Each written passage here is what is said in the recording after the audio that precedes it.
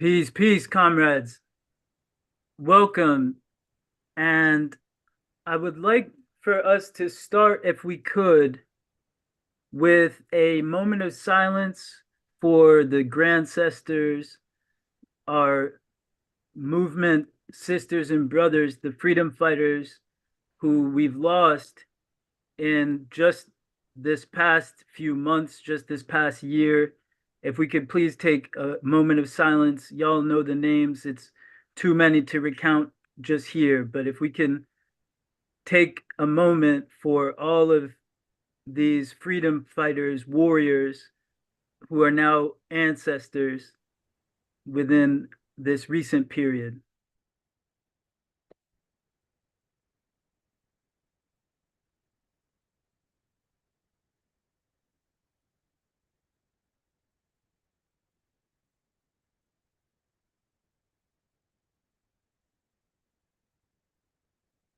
Greatly appreciate that.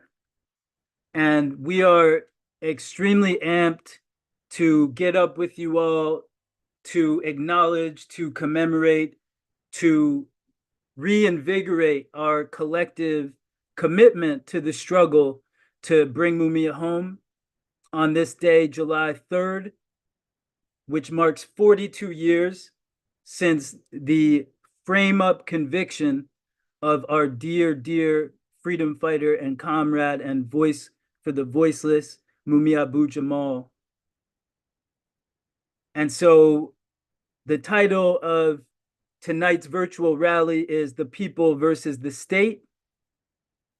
And we recognize that Mumia, our freedom fighters who are the leading edge of our movements here in the belly of the beast and globally, we recognize that our freedom fighters on the inside, our political prisoners, prisoners of war, are the ones who have consistently interrogated and kept in their sights and in our sights the nature of this state, this beast that continues to cage the best among us, as one of our dear freedom fighters and former long-standing political prisoner of war, Brother Jalil Muntakim, often says.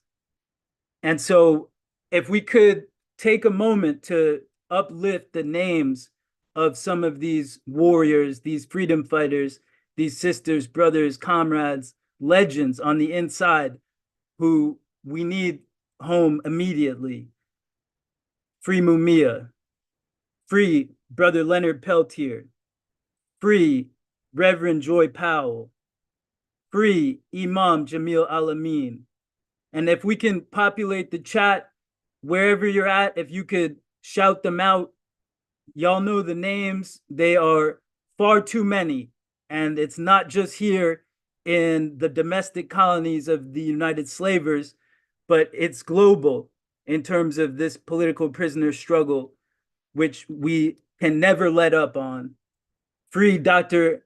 Afia Siddiqui, free Brother Kamal Siddiqui, free Comrade Kwame Shakur, free Comrade Kevin Rashid Johnson, free them all.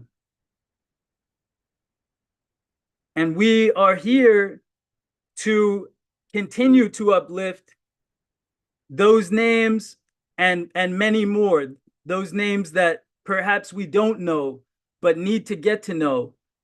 And with Mumia, who is constantly uplifting these names, constantly engaging in that popular education work of recognizing the sacrifice and the commitment of our freedom fighters on the inside, political prisoners and prisoners of war, as well as the righteous, the necessary, vital struggle of the Palestinian people and the multiple compounding genocides that we are facing out here, from Palestine to the domestic colonies here in the belly of the imperialist beast of the United Slavers, to Sudan, to Haiti, across the board.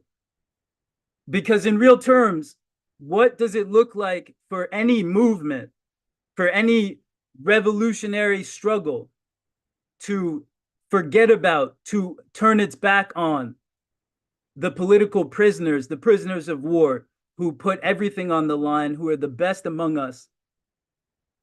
Without them, we don't have a movement. And so we're here to acknowledge that, to recognize that, and to continue the struggle to bring Mumia home, to continue the struggle to free Palestine such that we can free ourselves. And so we are extremely enthusiastic, excited, amped to connect with some of these comrades who are engaging in that struggle, continuing this fight, continuing the work so that we can continue to build, we can revitalize each other's struggles, learn from one another, and grow as a movement so that we can bring Mumia home and bring them all home. And so I just want to shout out, as we celebrate this 42nd year, or rather, as we celebrate Mumia in this, the 42nd year since this false and corrupt conviction of our brother Mumia, we want to celebrate his righteous struggle against empire, which has been ongoing. We know that Mumia has written over 13 books at this point, with most recently dropping a reader, Beneath the Mountain, as far as the anti-prison work that he and so many other inside strugglers have been doing, as well as many others. Jailhouse Lawyers. We have Murder Incorporated. Speaking of empire, I strongly encourage all of us to pick up this work that Mumia has been doing inside the innards of the belly of the beast, in the innermost depths of these United Slavers, continuing to do the work and struggling for all of us on the level of scholarship, on the level of a culture of resistance, on the level of organizing as a jailhouse lawyer. And so we want to lift up that work against empire as it's crumbling all around us in ways that Mumia, among many others, have diagnosed for years and for decades. And we also want to just continue to uplift. Again, I mentioned Brother Leonard Peltier. We know that his parole was once again denied, and we are all deeply pained by this reality. And so we want to continue to struggle mightily for that brother and for all of our comrades on the inside. We want to shout out Julian Assange, who has finally been released, and we're thankful for the efforts that he has committed to this struggle against empire. And we want to just continue to call out, and wherever we possibly can, squelch, crush the ongoing genocides that we are faced with out here, that Mumia has always so clearly addressed in all of his work. And so I want to shift to my dear comrade Sheena to continue with these opening remarks. Much appreciated. Peace, everyone. My name is Sheena. I use she, her pronouns. Really grateful for this program. Really grateful to my comrade Tag for contextualizing this moment for this genocide that we're witnessing on day 271, Operation Al-Aqsa floods. For contextualizing this moment 42 years into the wrongful conviction of our comrade Mumia Abu Jamal. For as long as Mumia and U.S. freedom fighters have been imprisoned in U.S. jails, there have also always been movements to demand their liberation, the liberation of our political prisoners, the freedom of our political prisoners. And similarly, for as long as Palestine has been under colonial occupation by the Zionist entity, by the British, there have been movements and international solidarity struggles to fight for Palestinian liberation. These struggles, we know they are interconnected. Yeah. We know that they're connected in their resistance to imperialism. We know that they're connected in their resistance to militarism.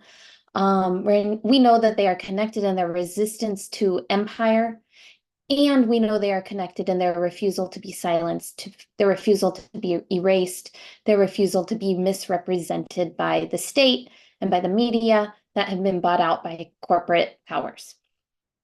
And that's why tonight's panel, that the campaign to bring Mumia home, that's why our campaign has put together a panel and a program that unites the people and the students who initiated these really powerful encampments, these courageous encampments to fight for the freedom of political prisoners, to fight for the freedom of Palestine in this moment. Why are we connecting Mumia, right? Maybe a question among folks to these encampments, right? We know Mumia called into these encampments, and we're going to hear from him momentarily, right? He's often referred to as our long distance revolutionary. Yeah, if you haven't checked out that documentary, it's a really powerful one. Many have known about the struggle to bring Mumia off death row, and that struggle was successful in 2012. Many have known about the struggle to bring him home for decades. Many have known about his journalism, his work with the Black Panther Party, his scholarly contributions behind bars, his identity as a father, as a husband, and as a comrade. And just a couple months ago, many students from these encampments, who you'll hear from today, learned about Mumia for the first time, possibly, right? The students who joined and developed these encampments to demand that their universities stop being complicit in genocide.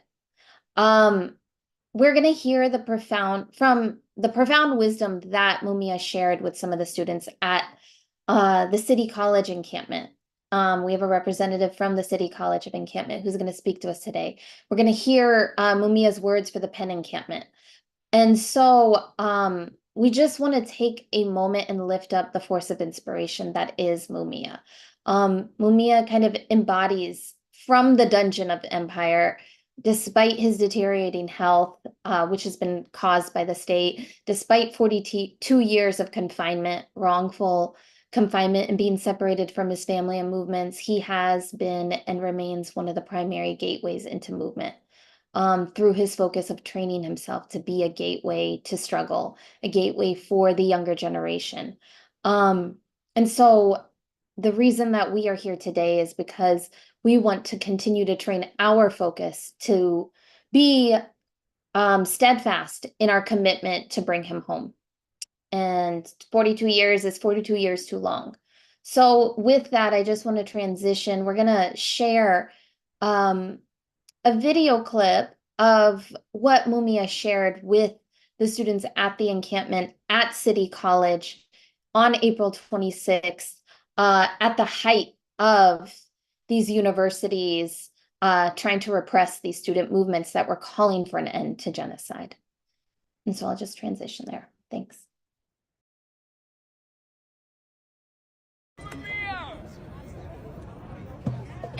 Okay, I hope you guys are connected because we got them. We connected. Go ahead. Are we connected? Yeah.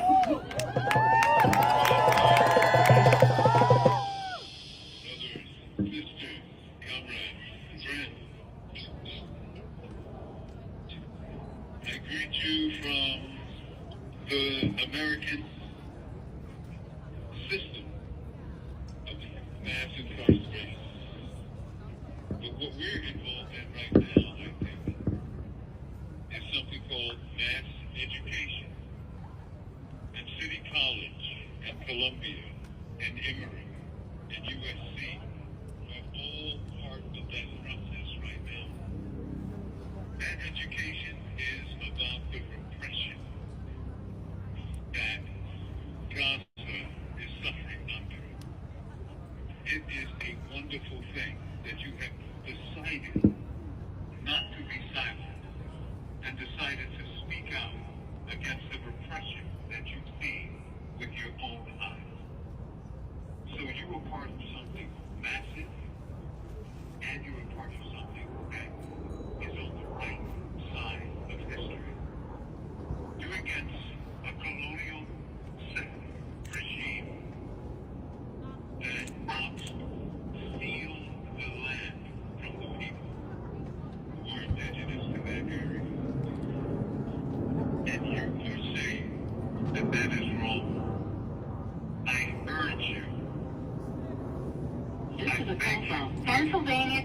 correctional institution, Mahanoy. This call is subject to recording and monitoring. To speak out against the terrorism that is afflicting Gaza with all of your might, all of your will, and all of your strength. Do not bow to those who want you to be silent. It is time, right now, this day, this hour, this moment, to be heard and shake the earth so that the people of Gaza, the people of Rafah, the people of the West Bank, the people of Palestine can feel your solidarity with them.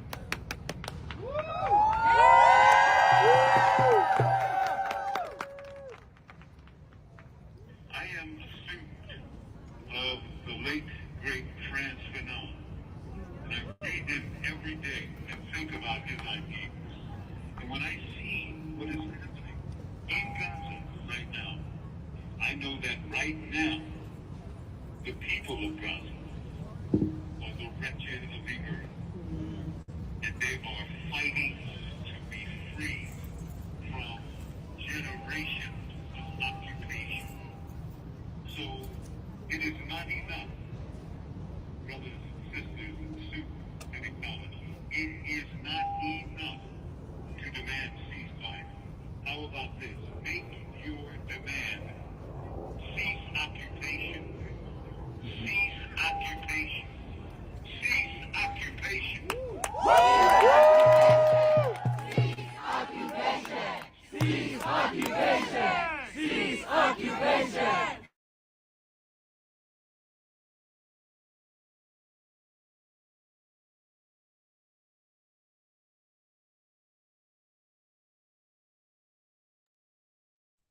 Okay, am I supposed to be speaking now, guys? Am I on? Can someone say yes or nay? All right, okay. So I'm Johanna Fernandez. I'm part of the movement to free Mumia and the founder of the campaign to bring Mumia home. I'm an associate professor of history at Baruch College and at the Graduate Center of the City University of New York. And I'm here for a legal update. I'm very happy to be part of this community. Ultimately, we're here to change the world and free our political prisoners, and we cannot do that without collective and without community. Mumia may be calling during my remarks, so they might be interrupted. Okay, so why are we here in terms of the legal picture? We're here definitely to talk about how our struggle connects with Palestine, but we're also here to illuminate the case of Mumia Abu-Jamal. So 5 years ago, in December of 2018, new evidence emerged in the case of Mumia Abu-Jamal that opened up three possibilities: the possibility of freedom, a new trial, or at least the possibility of an evidentiary hearing about the new evidence that emerged in 2018. And the new evidence had been concealed for 35 years and was found in 6 boxes discovered in a remote location of the Philadelphia DA's office. It doesn't get crazier than this. In 2021, 5 years after frivolous delays, and 5 years after the discovery of the evidence, the Philadelphia Court of Common Pleas finally heard Mumia's request for an evidentiary hearing to review the meaning and significance of the new evidence.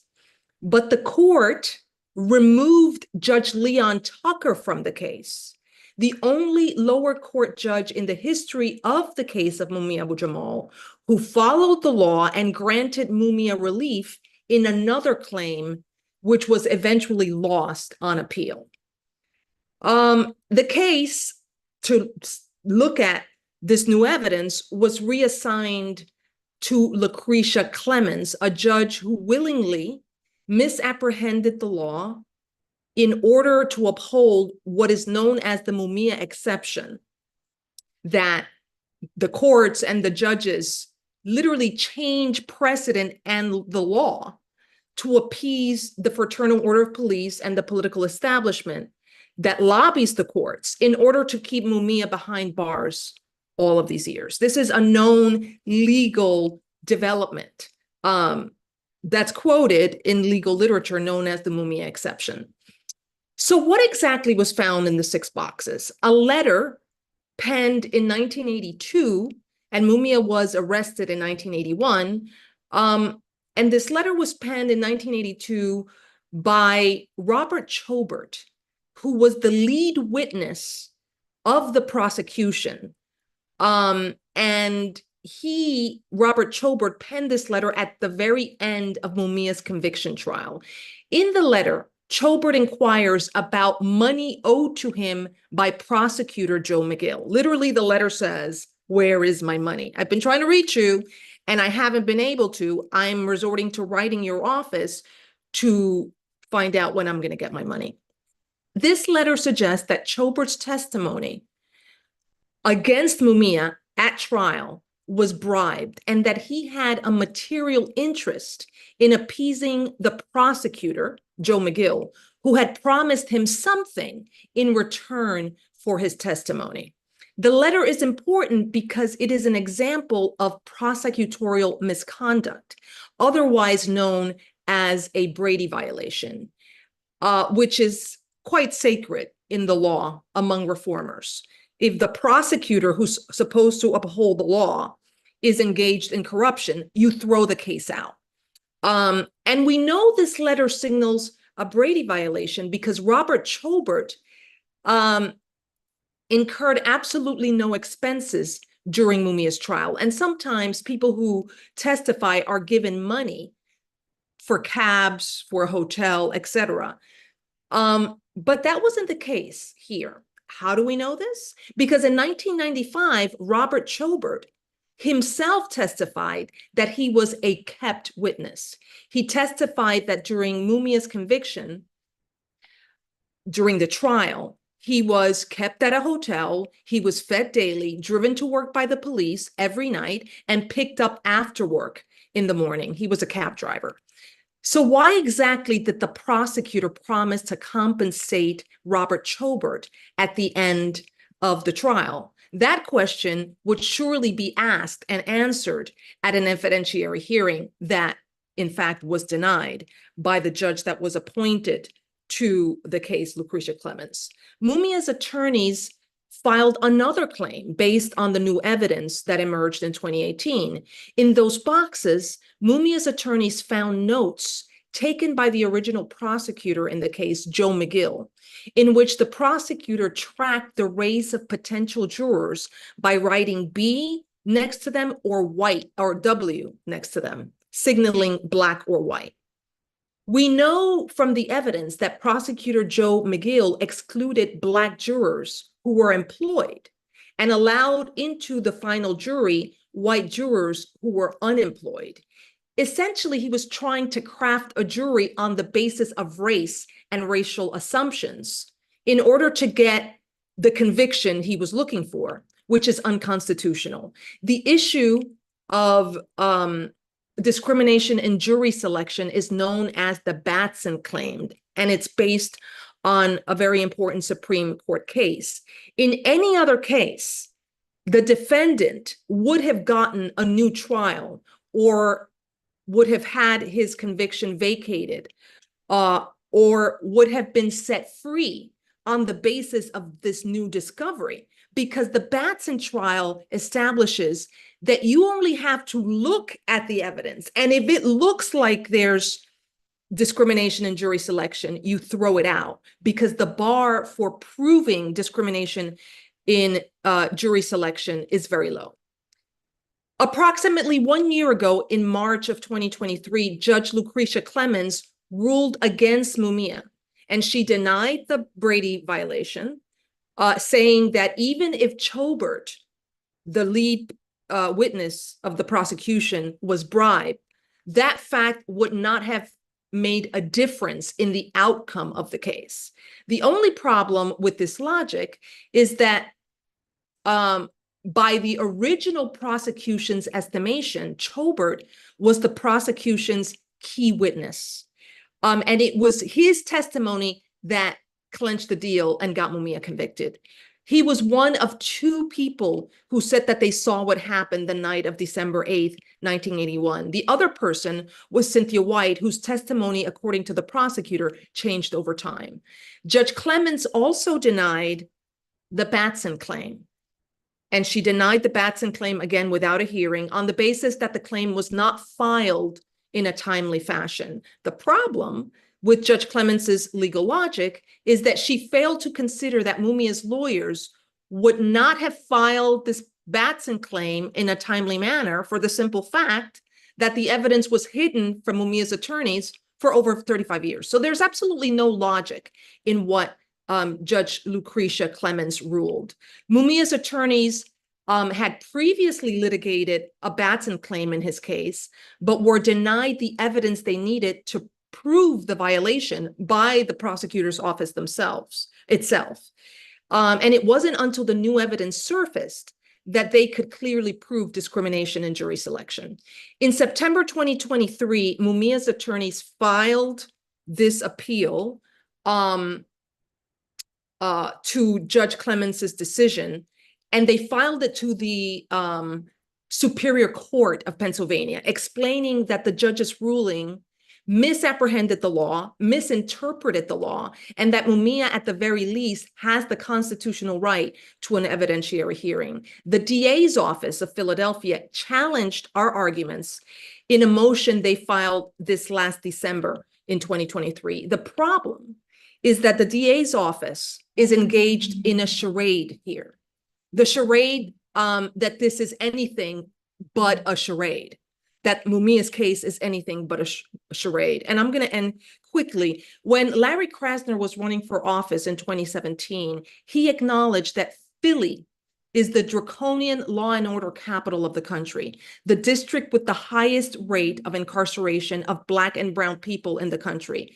Krasner promised to change this, and he put emphasis on the city's conviction integrity unit, which has exonerated well over 30 people who were falsely imprisoned through prosecutorial misconduct, lying, and tampering with evidence on the part of the police to obtain convictions, the concealment of evidence of innocence on the part of prosecutors, and eyewitness misidentification. All of these are violations in Mumia's case. Mumia's case is truly a microcosm of these violations and a microcosm of the period of the 1970s and 80s when these violations were most rampant in Philadelphia, the high point of rogue white supremacy within the DA's office and police department in Philadelphia, the era of Frank Rizzo's reign, and the era of the McMahon tapes. A reference to the ADA, Jack McMahon, who trained prosecutors on how to exclude Black people from the jury, a tape that was leaked and became a scandal in the country and Philadelphia. Reckoning with the long history of racism in Philadelphia means granting Mumia the Brady claim, releasing him from prison for the concealment of exculpatory evidence by prosecutors, but also for having held him on death row unconstitutionally for 28 and a half years. I can go on. Mumia's set to call soon. I just want to say in closing that Mumia's freedom is really bound up in the resurgence of social movements in this country against white supremacy, against the carceral state. And it's ultimately bound up in a world in which Palestine is free. So thank you for being here, for joining this conversation. And we'll cross our fingers for this conversation that's about to happen between Mumia and the valiant students who gave this country and the university a run for its money and gave us a sense of justice, freedom, and liberation and what it means to stand in that tradition. Absolutely, comrade. Greatly appreciate that update and you walking us through those legal realities. And so, as the comrade said, Mumia is a gateway into movement.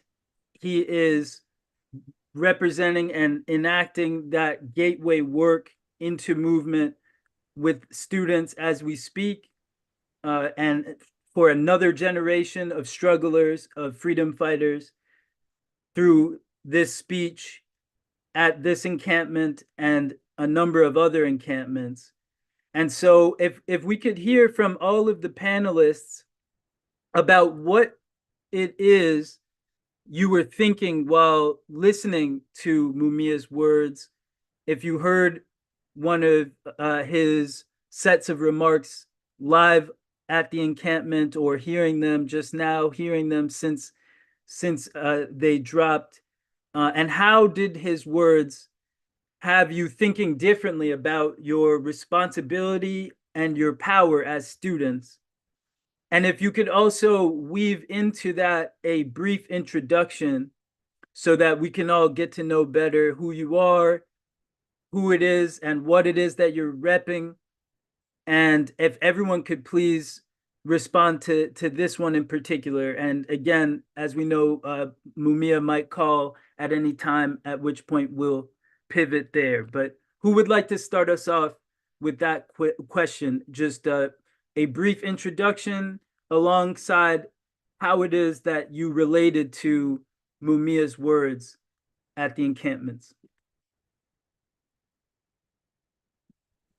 I think I can start us off as a City College rep.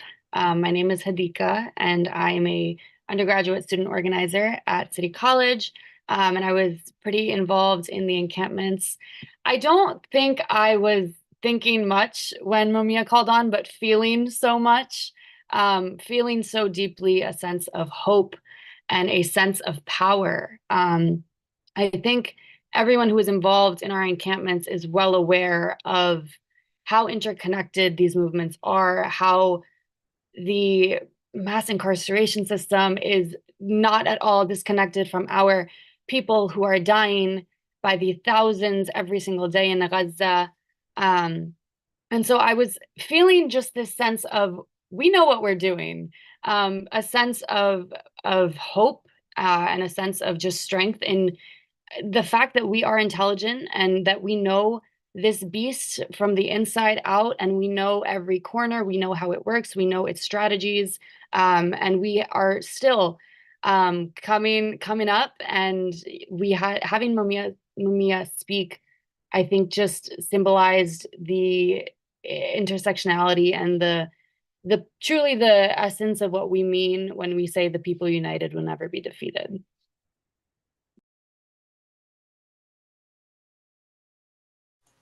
I can give it a shot next. Hi, my name is Sophia, she, her pronouns. I'm at MIT with the Coalition for Palestine, and I was also very involved with our Scientists Against Genocide encampment over at MIT. Actually, I'm a almost former student. I'm going to graduate like at the end of summer, so I'm almost out, but was an undergrad during that time. But yeah, I mean, I think I've just been thinking a lot about what it means, like what our role is as students. I think especially during the encampments, it kind of broke down these like barriers between students and the broader community that, I think had started to be, broken down, especially in the Boston area. But I think as students, I realized that we had been playing a role in upholding those barriers between us and the rest of the community. And when we do that, we're basically just doing the institution's work for it. When we're actively, trying to create this separation between us and the rest of the community, whether for fear of retaliation, for fear of punishment, for whatever, like that's just proof that the MIT or whatever institution you're at is they're able to use you, right? Like they've now successfully used you to create that barrier between you and the community. And I think we've really started to break that down it's become, so clear that,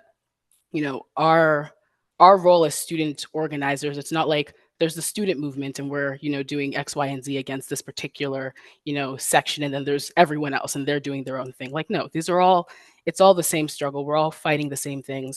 The community at large, in the Boston area, like they have an interest in seeing institutions like MIT or like you know, um, any of these complicit institutions. They have an interest in seeing them go down.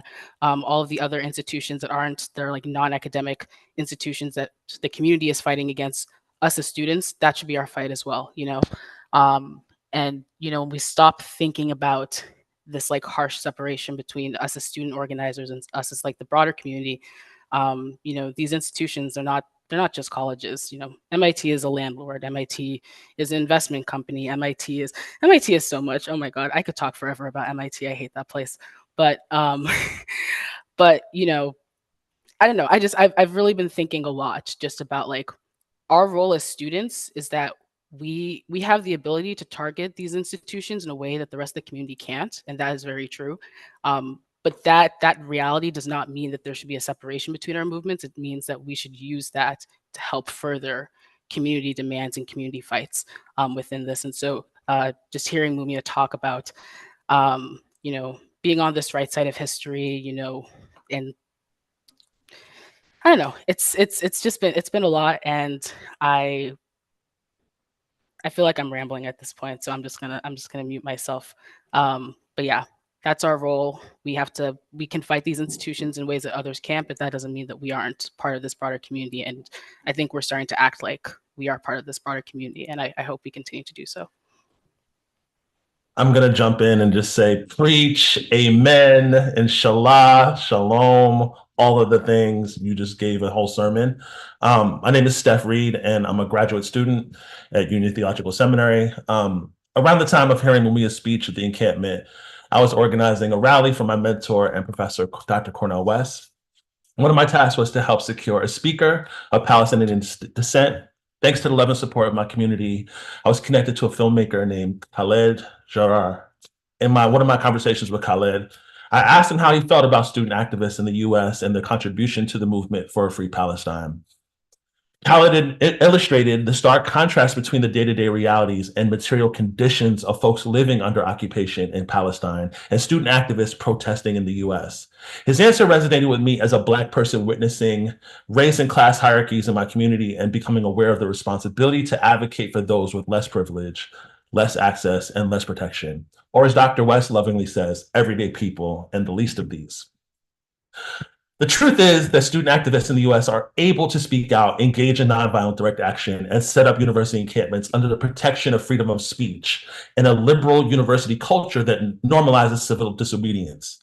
Even with the vicious backlash from conservatives and Zionist apologists around this anti-war movement, and the capitulation and cowardice of Columbia University President Manu Shafiq, the ability to publicly resist, call out genocide and the state of Israel is a privilege that Palestinians do not have due to being under vicious occupation. The reality is that Palestinian people face violent retaliation and further repression by the Israeli state and military for speaking out. That being said, currently the stakes are much lower for us as student activists in the US context. To me, it's our duty to use our privilege and to join the collective fight for collective liberation. Our lives actually depend on it. Civil rights icon Fannie Lou Hamer captured this moral imperative when she said, nobody's free until everybody is free. Now, some of you may say that although they empathize with the plight of the oppressed internationally, we have our own issues to attend to domestically. Now, in that regard, it's imperative that we heed the warning of artist and activist Audre Lorde. I am not free while any woman is unfree, even when her shackles are very different than my own.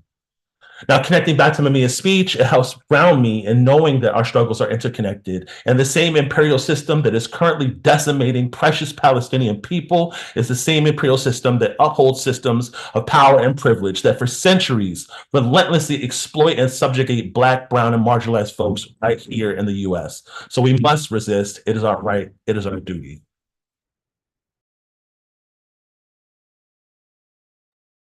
I'm gonna jump in after that. You talking about a sermon? That was a word. I am Nicholas Brown. I'm from pronounce he, him. I'm from the Columbia encampment, student organizer with Quad, Columbia University Apartheid Divest. Um, Echoing everything that everybody has said already, I think that for me, the first thing that I thought about when we played Mumia's speech at the encampment was ancestry. Um, I think that when we first started the encampment, I kind of had this moment of um, thinking about kind of the people that walked before us, that did this work before us. I know that for Quad, we kind of modeled or took inspiration from the 68 protests that happened on our campus, the 85 protests that happened to get divestment from South Africa. So ancestry was, and elders were already thinking, or were already at the center of the work that we were doing. Um, but I think that hearing someone who's been doing this work for so long, who I heard about back home in Durham, North Carolina, in organizing spaces there, that I hear about in organizing spaces in Harlem and everywhere else. Hearing that person amplify kind of this movement and this moment, um, and connect it to kind of this larger struggle that we've all kind of been fighting for in real time, just kind of sealed it for me. Um, and so I think that for me, my definition of ancestry changed. I think that um, I think about what it means to walk in the steps of radicals and revolutionaries from all experiences and from all places and locations. And that kind of guiding the work that I do, and it not just, the work that my ancestors did personally always is at the center of that. But for me, the family and the collective and community of people that do this grew. And Mumia became a part of that. And so I think that ancestry is kind of at the center of how I view the work that we have to do now. And even when I think about the younger generations that are fighting for Mumia's freedom.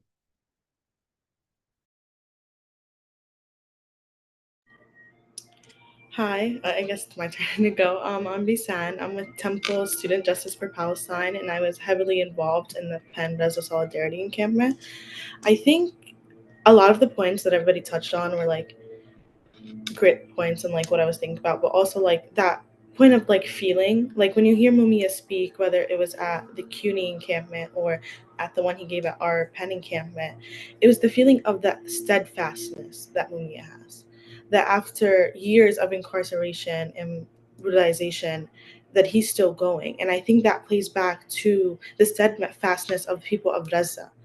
That after 271 days of brutal genocide, that they're still going and that they're still moving. And I think when you hear Mamiya speak like that, it gives us as students to keep going, because anything we experience during these encampments are nothing compared to this experiences of Mumia or the experiences of the people of Palestine, people of Gaza.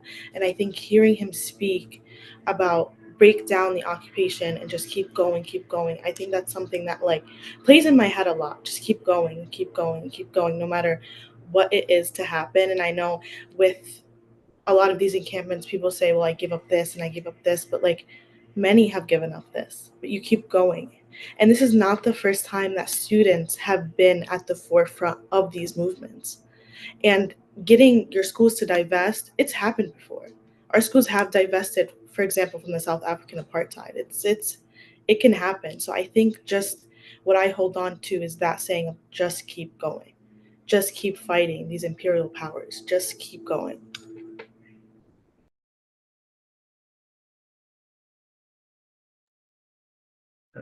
Outstanding responses. Greatly appreciate that. I'm gonna shift it to my comrade Sheena. Do you want to take the floor with another question?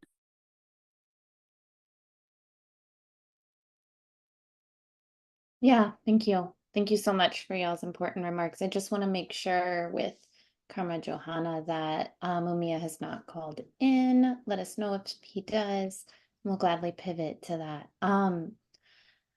Uh, thank you, Misan. You were specifically almost bringing me to tears. Thinking about steadfastness and thinking about the ways in which Gazans keep going, despite continued displacement, 11, 12, whatever amount of times, for decades. And thank you to everyone else for your commitment. I want to bring us to like really just thinking about the moment when each of y'all's encampments first began, right? What first brought you to the encampment, right? I'm thinking specifically about Columbia being like one of the first schools that kind of initiated the encampment, and that doesn't mean that there wasn't radical action taking place in campuses across the United States and across the world. But what did you think when you first joined these encampments? What are you thinking now that it's summer, that maybe these encampments are on pause, but still really thinking about, the upcoming semesters or, just your continued work over the summer? Another kind of thing that I'm thinking about is as you were in it, right? What are ways in which um you were able to take care of each other, take care of yourselves, take care of each other? I know I personally got to visit the Penn encampment several times over and over again, and got to offer, yoga services and that kind of stuff, but and drop off things. But the everyday, right? It was raining some days, it was cold many days. How was your mental and physical health during the encampment? As you faced police brutality, as you faced repression, how has it been since then? So these are many questions, right? Um, and just curious to kind of hear how y'all came to these encampments and yeah, what's keeping you going, as Bisan shared. I guess I could start because Columbia was called out. But I think for me, I think coming back to the concept of ancestry, and thinking about kind of all the people who had shaped my kind of journey with this work, the people that I'd organized with in the past. I think that when I think about like the first night that we set it up, that's who I was thinking about. It's like, oh, is this the work that, has been a part of this history for so long? Is this what we wanted to see? Um, I'd be lying if I said that I thought the work was going to grow into the global movement that it's become. Um, I think at the time, I just thought about Columbia and I thought about the work that, and I want to reiterate that there was radical action happening before the encampment at Columbia, at other schools. And so I was thinking about that fight, with where we are, with the power that we have in this space, in this institution, what change can we make here? And maybe we'll inspire other schools in the city. Maybe we'll inspire people down the street. Either way, this is where I'm focused. Um, and so I didn't think about, kind of the spark of this grand movement or, kind of inspire students. I think that for me, when we talk about, when you ask like what kind of brought us to the space, I just thought about Palestine. And I thought about what we were already fighting so hard for and seeing on a daily basis. Um, in terms of kind of where I'm at now, what kept us going, I think that for me, it was about care. That was central to our work from jump. The first night that we set up the encampment, it was long and it was cold, and people had to stay there because we had to physically hold our ground. And so I remember students bringing supplies and bringing blankets for people. I remember people bringing in food to students who were suspended and couldn't access the dining halls. I remember people bringing in tents. Um, and so that was how our movement started, was acts of care. It was looking out for one another. It was keeping each other awake on security and patrol. It was all these different things. Um, and that happened at Columbia twice.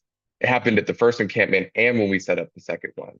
Um, and so I think that for me, like recognizing and remembering that care is central to the way that we organize and the way that we do this work.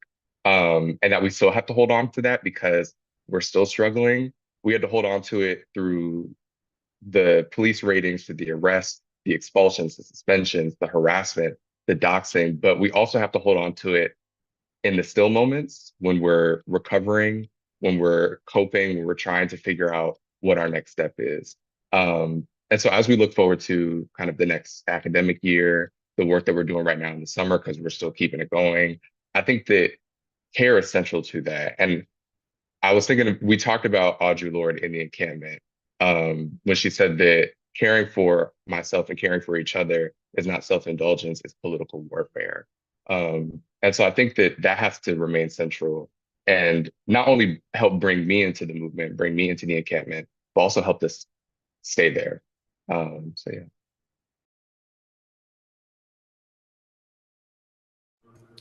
I oh okay, I'll go for it.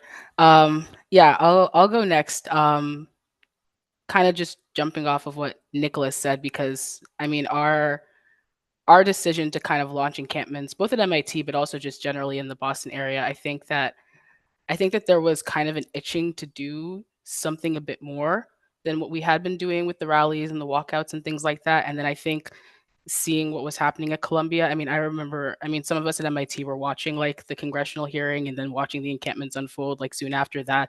That congressional hearing was a circus.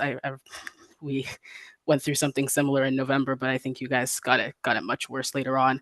But we were watching that. We were watching, you know, the encampment at Columbia unfold, just in real time, and really just following it and thinking. You know, I think we had like a solidarity walkout, maybe a day or two after, but even then, we were just kind of thinking like, we can like this is a moment and we would be amiss to not take this moment to do something similar over here.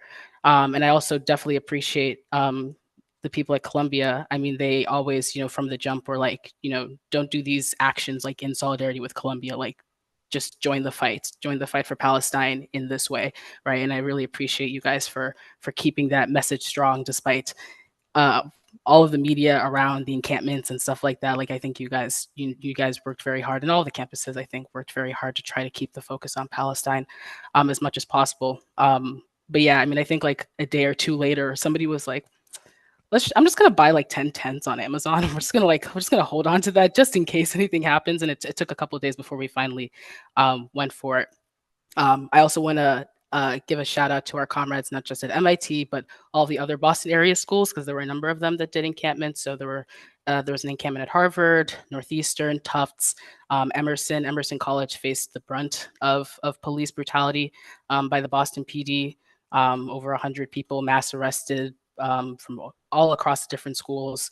But yeah, it was a pretty bad night. Some of our folks at MIT were there as well. But yeah, I mean, I think there was honestly a bit of hesitancy. I feel like, you know, if I'm like doing like personal reflection, like right before we were doing this encampment, kind of this like, you know, are we really doing this? You know, are we prepared enough? Have we thought about this? Have we thought about that? And we definitely did a lot of preparation, but I think there was something about just taking that leap together, like taking that leap together to do this very um you know, different form of struggle than we had in a while, and a different form of activism that has existed in MIT in a long while. I think we've really kind of activated the campus in that way. It took a lot of trust, you know, it took a lot of trust. And I think the people I knew before the encampment that I went into the encampment with, the people that I met during the encampment, like these, I trust some of these people just about as much as I trust anyone in my life. You know, like these are people that I trust so deeply. These are people that I have put, you know, my health, you know, I've, you know, on the line for. These are people that, you know, trust me. They're people that I trust them. Um, and I think that's just kind of the nature of kind of being in struggle together, is that that trust builds really quickly. Um, in terms of the day to day and kind of just supporting each other, I mean, similar to Columbia, we had people on meal plans were bringing food down. We had organizers from the community bringing food, bringing blankets, bringing hand warmers, all of that sort of thing. Since we had a couple of encampments going on in Boston at the same time, you know, if somebody had too much food over there, they would bring the food over to our encampment. If we had too many blankets, we'll send them over to Northeastern. If Tufts is facing a police raid, then some people will head over there and make sure that they have enough folks for night watch. Like we were all kind of just trying to keep an eye on each other and kind of exemplify that sort of care. Um, I want to make one point on, just surviving the elements of sorts, just coming from a somewhat techie type of school. The rainproofing team at our encampment, I think, was kind of phenomenal. They like set up this weird like piping system to like let the rain like flow out like in another area so that things didn't get wet. And so I don't know, there was just a lot of creativity that I think came out of the encampment that you just don't see in like a regular setting. Like we were all learning, we were all educating one another. We were having teach-ins about resistance. We were having teach-ins about struggles from around the world. I feel like I've learned so much about myself and so much about other people just from being in that encampment. Um, but yeah, I think I'll stop it there.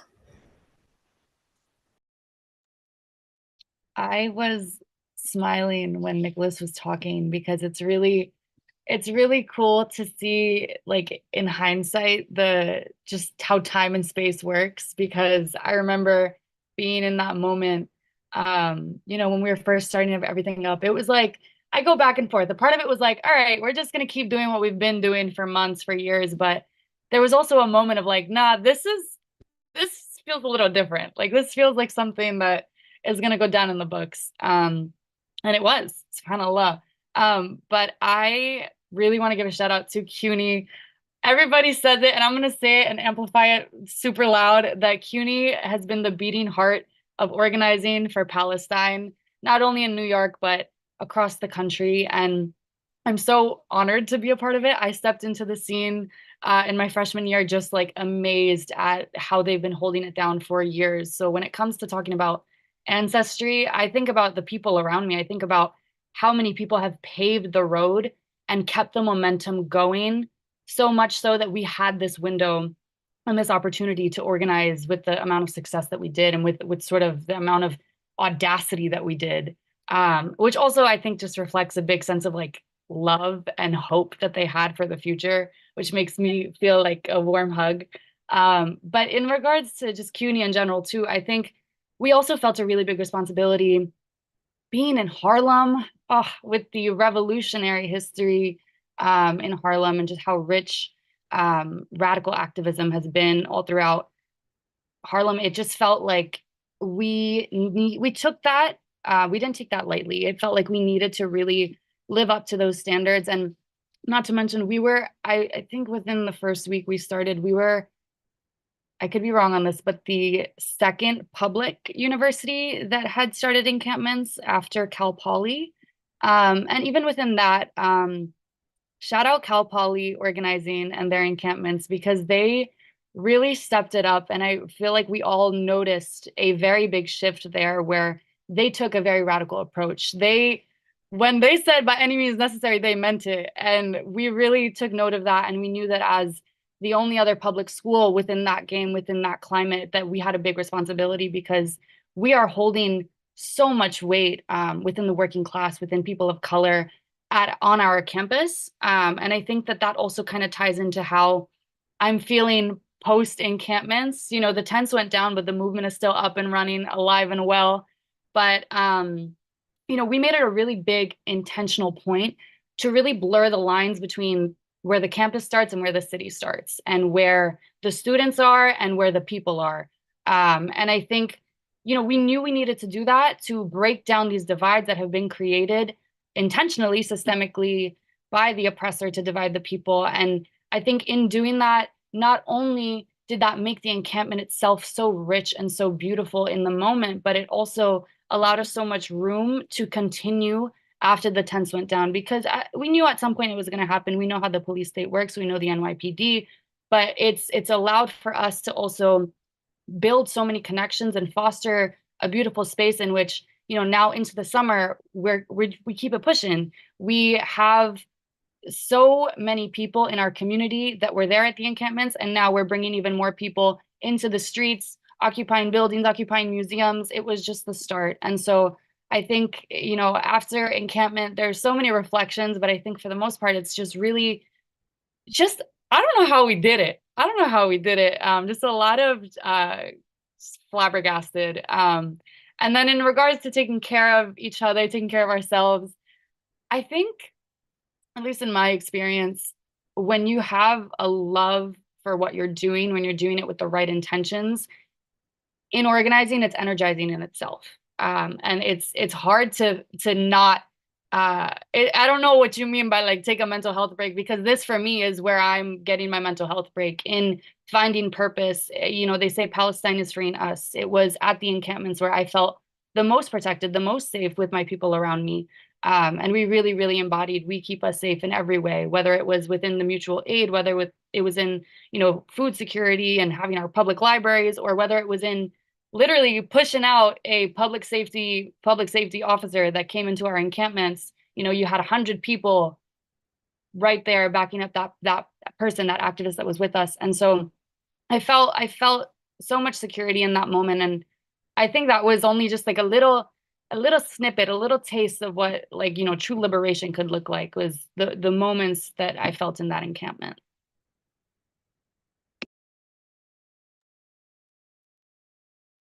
Fire, fire discussion. Greatly appreciate all of y'all's responses. And as a Harlem native, I can't help but continue to shout out Harlem with that. Greatly appreciated, Hadika, and the long history of CUNY and City College, you know, in particular, as also known as Harlem University, you know, and the struggles around the Morales Shakur Center, which these very same slave patrollers and alphabet boys, etc., shut down and vamped on about a decade ago. You know, so shouts to y'all for upholding that legacy. And the Morales Shakur Center is alive and well. That spirit is still out here clearly. So much respect, and want to continue in the vein of this question of the student intifada, the global intifada, and as you're saying, the blurred lines between, you know, student struggles and the ongoing struggles across the board, across all sectors. That this is an overall community struggle, and we're piercing these, you know, disconnects and these barriers and these boundaries, you know, that are placed around students, placed around you know, professors, etc. You know, and so looking to get y'all's sense of some of the struggles that you faced in representing a student and global intifada. What were some of the victories during the encampments? And y'all spoke to some of them. If we could highlight some of those victories, as well as some of the risks and challenges that you and your movement and our movement faced in that particular moment, as well as, you know, recognizing the courage that you all clearly demonstrate by coming through and struggling in this way, by starting encampments, by carrying forward encampments.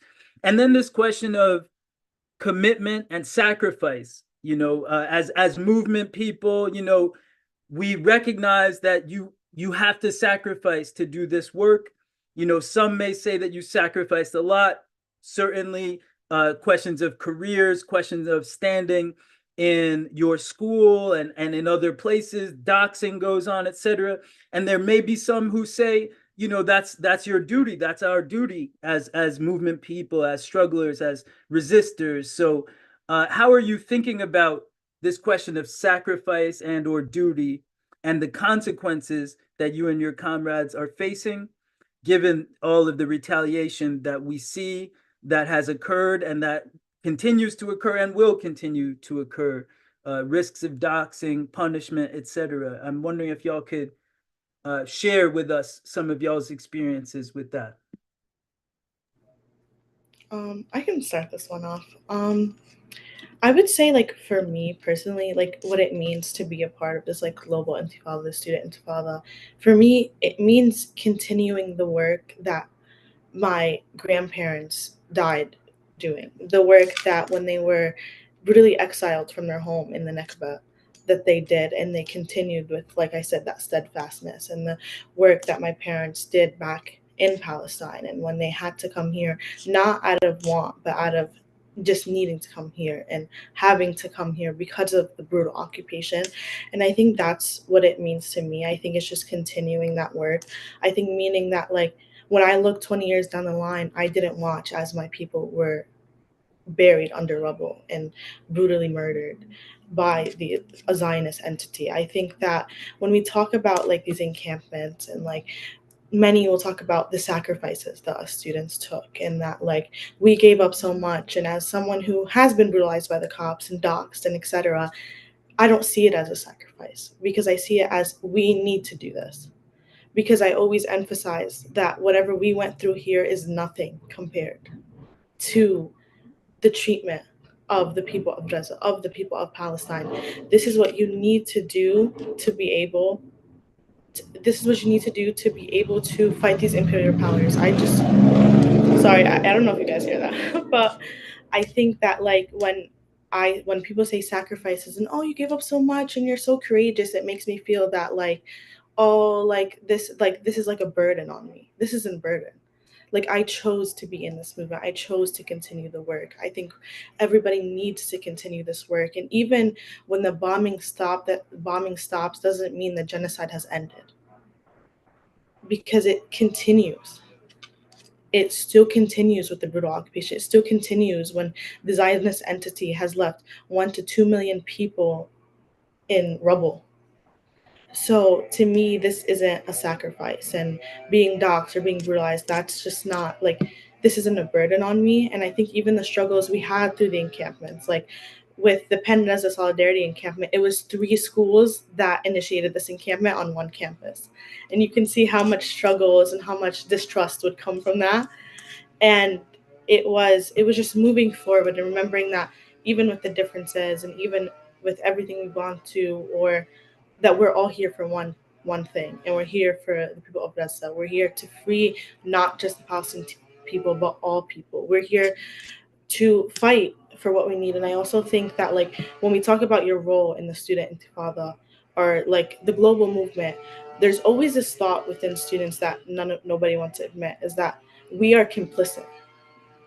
When we go to these universities and we pour hundreds of thousands of dollars in this education system to go, and they take that money and go to bombing our own people, when they take that money to gentrify our neighborhoods and kick out the Black and brown communities that built that neighborhood, I think the reason we really are steadfast for this movement and why we won't give up is that we also all feel the sense of complicity, that when we pay the $30,000 to complain for 4 years, that same money is taken and is bought bombs, and these universities fund that. So I also think the part that we play is a sense of like, we are complicit. As much as we like to think that we are not, we are.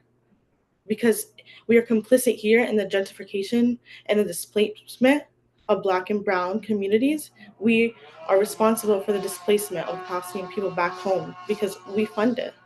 So I think that's a big part of how we play into these roles and why we are so, me personally, so into the movement, because in many ways I paid for the genocide of my own people. So just continuing that work, continuing the work of our parents and our grandparents, I think that's like my role in the movement. I just want to lift up Bisan's profound words. When the bombing stops, occupation continues. So in considering that and thinking about, what's at stake, what we risk, wins and losses, I've got to be honest and just name this. First and foremost, I have to acknowledge my own privilege. Having institutional support that protects and supports our activism and organizing efforts is something that not all student activists have access to. That being said, one major thing that came out of this moment was that my own school, Union Theological Seminary, which is a seminary affiliated with Columbia University, was one of the first schools to begin divesting from companies that profit from genocide in Palestine. This moment was a beacon of light in the student activist moment and movement. I remember being at the encampment and Columbia University students expressed their respect and admiration for not only our work, but the ways in which our university was making tangible efforts to be on the right side of history, setting the tone for what could be possible. One of the victories I'm most proud of is the interfaith worship service that my comrades and I facilitated. It was a beautiful moment of collective love, hope, and transcendence, embodying what Dr. Martin Luther King Jr. referred to as a beloved community. It was an hour-long service in the liberated zone at the Columbia University encampment. It was attended by our president, Serene Jones, as well as faculty, students, and alumni of Union Theological Seminary. Food was shared, and we held communion while I played keyboard and sang and led songs and worship music for everyone throughout the service. Union Theological Seminary also hosted PALFest, the Palestinian Festival of Literature. And this was significant because the festival was unable to secure a venue due to it being too controversial at the time. It was moderated by Michelle Alexander, who was a visiting professor and student at Union Theological Seminary, and featured Ta-Nehisi Coates, Rashid Khalidi, Jewish Voice for Peace, and Nora Erekat. My takeaway from PALFest was when Coates drew comparisons between the movement for Black lives in the face of Jim and Jane Crow, segregation and racism in the US, and apartheid in Palestine. His analysis helped to give me the language to have difficult conversations with friends, family, and community members about the complex nature of the violent relationship between Israel and Palestine.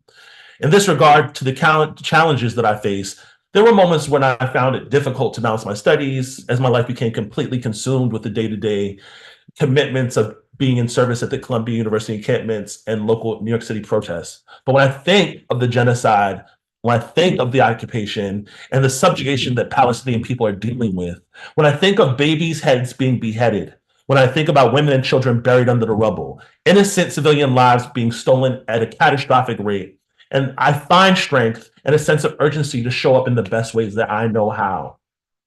To fight with all of the tools that I have available to me. This is a moral imperative that Martin Luther King Jr. warned us about. In this hour, our history needs a dedicated circle of transformed nonconformists. Our planet teeters on the brink of annihilation. Dangerous passions of pride, hatred, and selfishness are enthroned in our lives. And men and women do reverence before false gods of nationalism and materialism. The saving of our world from pending doom will come not through the complacent adjustment of the conforming majority, but through the creative maladjustment of nonconforming minority. Simply put, and as Audre Lorde warned us, your silence will not protect you. We must resist. We must fight.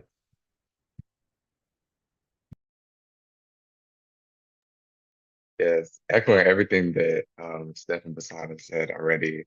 I think that for me, there was an understanding of, like you all said, acknowledging kind of the privilege and power that we hold as students at these institutions. And so for me, that was the first understanding of duty, was that as a Columbia student, as a college student who has access to this institution's resources and is paying this institution that is now funding all of this work, I think that for me, it was understanding that we had to locate that power and work to dismantle that.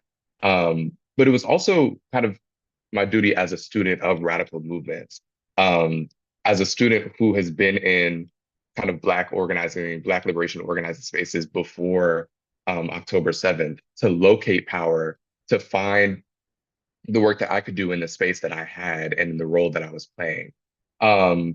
And so I think that duty is interesting because they're never, like y'all said earlier, there never felt like there was a choice. As somebody who's been in this work as a Black queer person, it didn't make it my being was in the work long before there was a question of like how we were going to do it or where we were going to do it.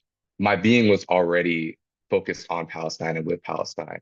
And I think that that was important for me to recognize what brought me to the work, what held me accountable in the space when we started doing the work, because there were challenges, and I'm sure that everyone can relate to it.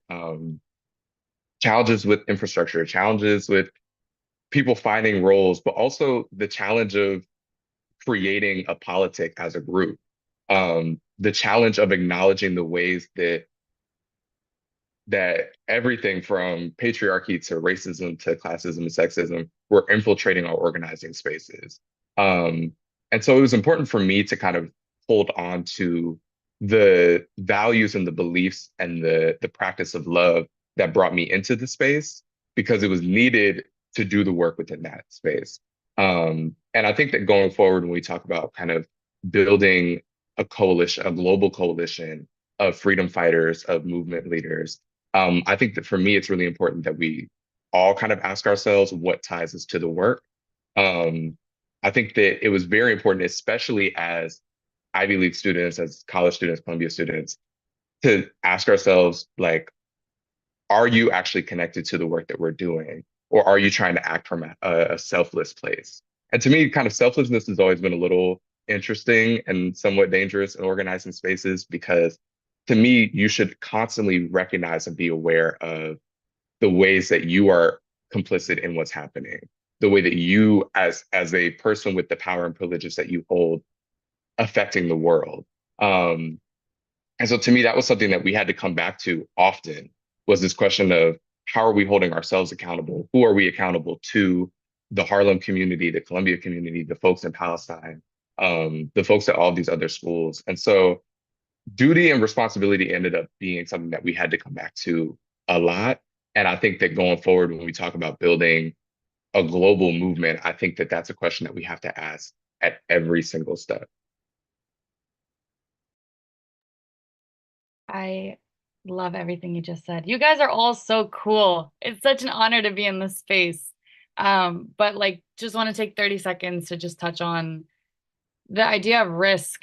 I think about the concept of jihad a lot in Islam, which is the fight or a struggle for the sake of Allah, the sake of a righteous cause, the sake of a cause that's bigger than yourself.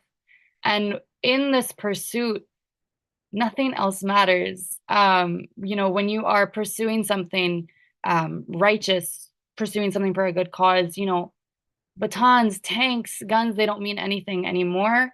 That's why you see the people in Gaza, they pray for martyrdom. They pray for martyrdom every single day. And so I think about the fact that, yeah, I guess I really love what Bisan said, but I think there is a sense of like there is a bit of sacrifice, right? Like there is a sacrifice of, you might get suspended, you might get arrested, but it's not in vain. It's not in vain, and it's for a bigger purpose. And when, I think orienting around that kind of framework just makes life itself feel like it's bigger than just yourself. And I mean, like, it's also this is definitely something that we all are very familiar with. Like I know everybody is out here flexing their Canary missions profiles, like they're like, yeah, like that's me. It's true. And I think that's something that we should just be beautifying more. Being labeled as a domestic terrorist by the imperial empire, disgusting colonial state is a compliment. And so yeah, I just wanted to say that. And I also am going to hop off now. I would love to hear Mumia speak, so I'm going to keep tuned in. But thank you guys so much for having me. Salam, comrades.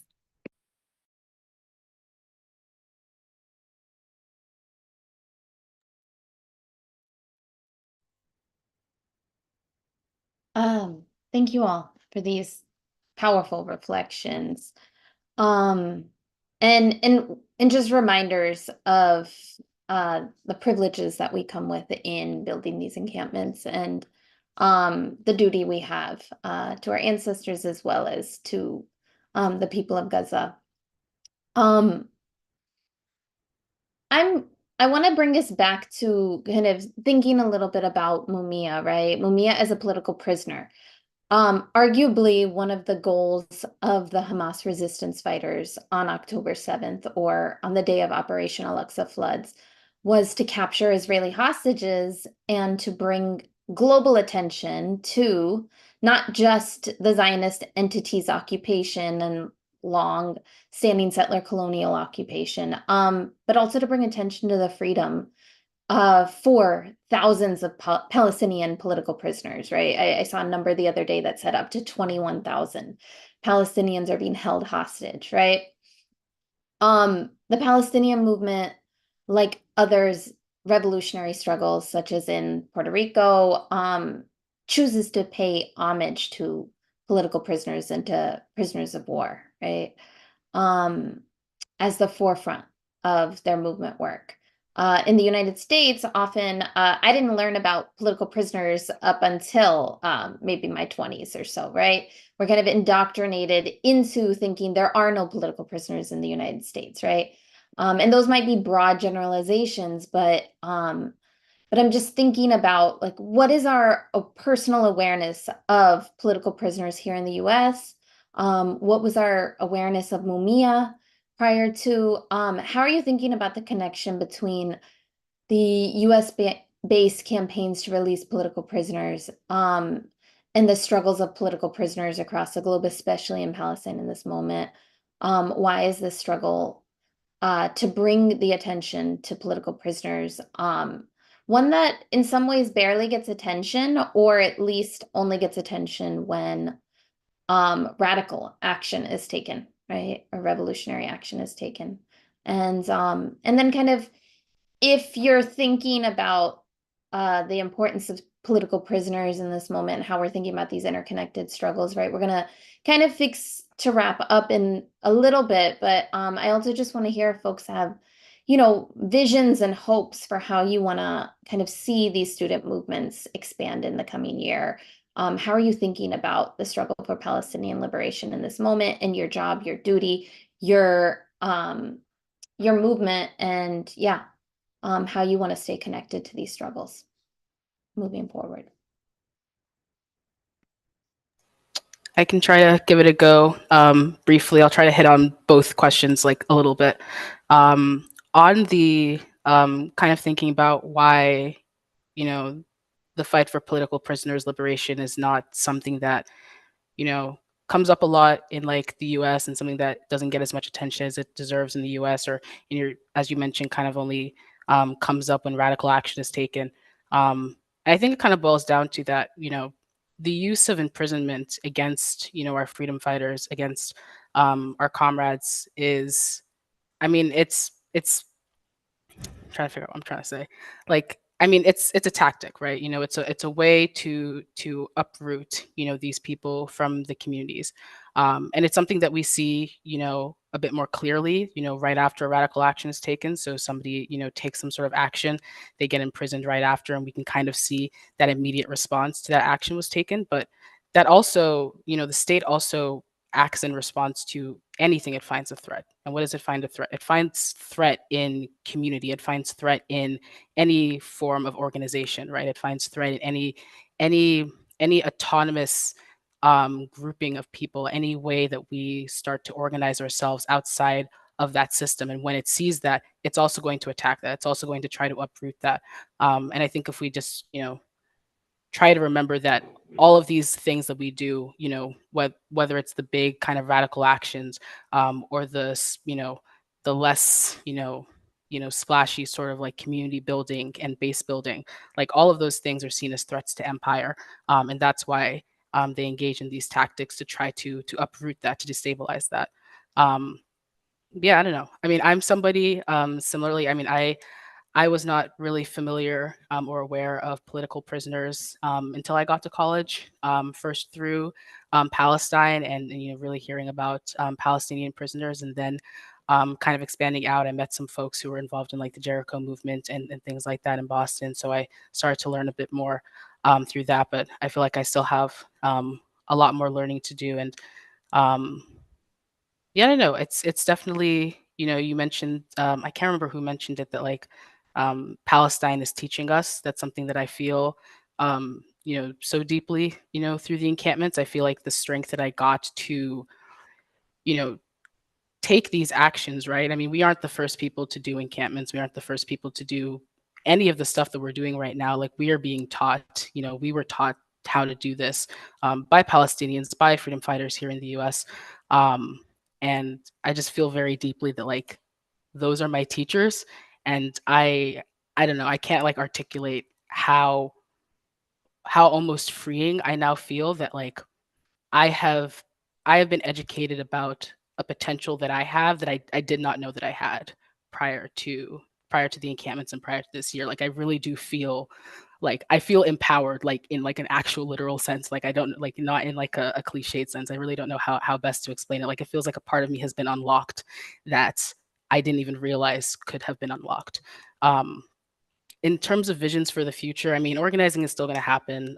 Like I said, I'm graduating at the end of the summer, so the organizing that's happening at MIT will kind of continue. But I'm seeing so much, you know, so much like tangible interconnection between different organizations. We have like a coalition for Palestine at MIT, and that includes not just we call it the Coalition Against Apartheid because it came from like the original Coalition Against Apartheid at MIT back in the 80s, but it's effectively the SJP right now. So we have like that organization, but the Black Students Union, the Black Graduate Students Union, the Asian American Initiative, all of these different groups have like really been very active in this, and we're really starting to see those like tangible connections being formed. I know their students are planning to really go after the increasing in policing and surveillance on campus. So that's a struggle that I know students are going to continue to take up. In the Boston area, there's like a presence of like Elbit and Maersk and all of these other targets of like the broader like movements, and so people are going to start kind of going after that sort of thing. Even in the sort of the wake of the encampments, we're already starting to see some of those tactics continue in the broader organizing. One struggle I'll briefly uplift is there's a sort of a community organizing space in Cambridge called the Democracy Center that's currently the owner is like this like billionaire, but it's been this like community organizing space for so long, and they're going to like temporarily close it in this rather undemocratic process. And so you have all of these very small community organizations that are going to lose this very precious space. And in response to that, they actually occupied the space for a couple of days in protest to demand that they be included in this process around the space. It was able to reopen negotiations, and unfortunately, I think the negotiations have now stalled. But the fact that like they launched into an occupation of the building for a couple of days, and immediately kind of went back into that. It's like there's now like a muscle almost that I feel like hadn't been flexed in so long that I now think we're going to start to see more of. And so I'm really excited to see how that goes. And speaking of like base building and like visions of the future, my vision for student movements in the coming year is one of sustainability and solidarity. This summer, I'm taking part in a 6-week summer fellowship, labor organizing with healthcare union SEIU 1199. I'm learning so much about organizing, activism, and how we can fight and win. One core organizing principle is the methodology made popular by Marxist leader Vladimir Lenin and Dalit social reformer B.R. Ambedkar, which is educate, agitate, organize. It is in this spirit that I envision music and art being at the vanguard of this current socio-political movement and struggle for Palestinian liberation. Music, art, and culture can be used to educate, agitate, and organize while being a tool for counteracting dominant culture. In my vision, music, art, and culture are a strategic weapon of nonviolent direct action for the insurgency. Cultural warfare is a viable and subversive front of struggle. Comrades, now is the time to apply pressure. The arts and culture provide a way for us to reach the hearts and minds of society. As artists, it's our duty to use our art in service to collective liberation from Palestine to New York City. Tony K. Bambara once said, as culture workers who belong to an oppressed people, my job is to make revolution irresistible. That is our job. That is our duty. It is imperative that we make the connection between intersecting struggles of Palestinian people who are being subjugated by the IDF and funded by our own US government, and the plight of Black, brown, and various marginalized folks here in the US who are catching hell due to our predatory capitalist patriarchal government, which serves the interests of the elite while simultaneously policing and exploiting the poor and working class people. We must have an international lens regarding our analysis because the connections between Cop City, police brutality on US soil, and apartheid in Palestine have catastrophic implications. Our struggles are interconnected. James Baldwin spoke to this when he said, our freedom is inextricably bound up with each other. We cannot be free until they are free. Comrades, the time for revolutionary action is now. The truth shall set us free.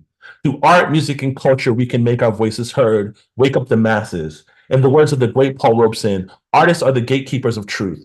We are civilization's radical voice.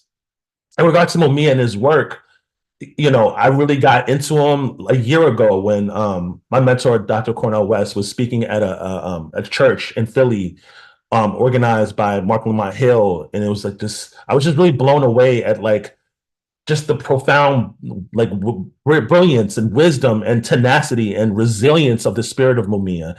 And in the last week, I've taken the time to start digging into some of his books, including Murder Incorporated, Writings on the Wall, and Message to the Movement. And I just want to close out with this because it's connected to what I just said. In that Mumia said, "There's another important way to keep folks' spirits high, and that's music." He said, he went on to sing the song, "Ain't Gonna Let Nobody Turn Me Around. I'm gonna keep on walking, keep on talking, marching on to freedom land." Songs such as these inspired many, many people and allowed them to face the horror and violence of police, jail, prisons, and prison guards, and even other prisoners who were forced to hurt them to keep them engaged in the movement. That's the power of music, y'all.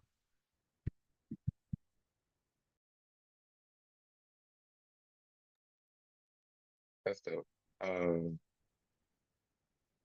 Going off of kind of, I'll be really quick, but going off of what everyone else said, I think that for me, I think Mumia, I first learned about Mumia in high school, I think. I was doing work around the school to prison pipeline, and I think it was BYP 100 that came in and they talked about political prisoners. Shout out to them because I love them.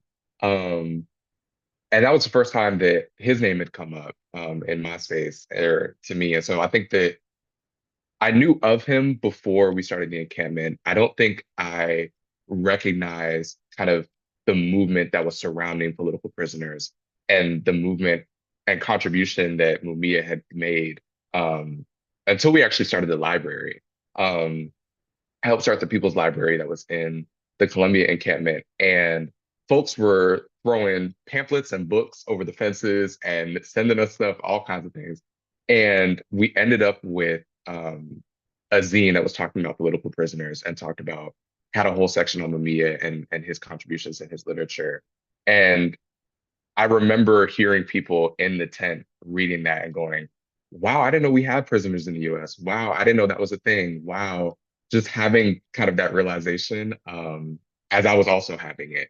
And so I think that to me, we are in this really unique moment where a new generation is learning about this movement history and is learning about Mumia, is learning about political prisoners, is learning about coalition building. And I think that as we continue to like get that education and share this with one another, I think that we're going to realize that our position, somebody brought this up earlier, but our position is to help kind of every movement and every space because they're all interconnected.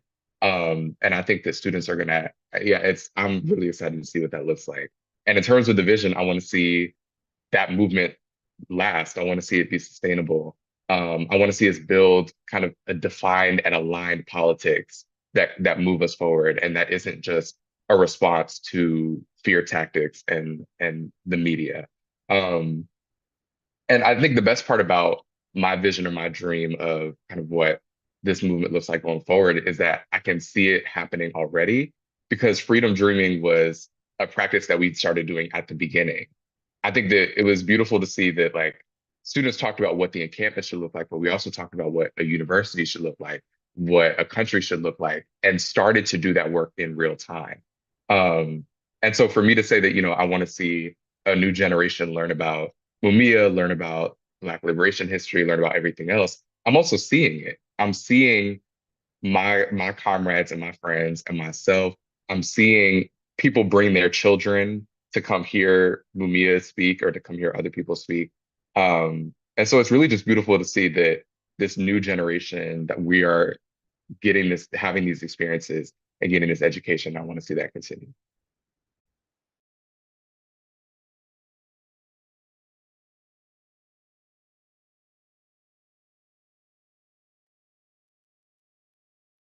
Safia Bisan, y'all are good.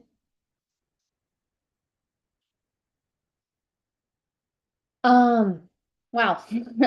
This has been a profoundly like touching panel to be able to just kind of like witness and moderate. I'm deeply inspired by all of y'all. I want to share a question from our YouTube audience. It's related to I'll just read it as is. It says war criminal Netanyahu is scheduled to speak before the US Congress on July 24th. What should be the movement's response to this invitation inside the US and worldwide as student organizers?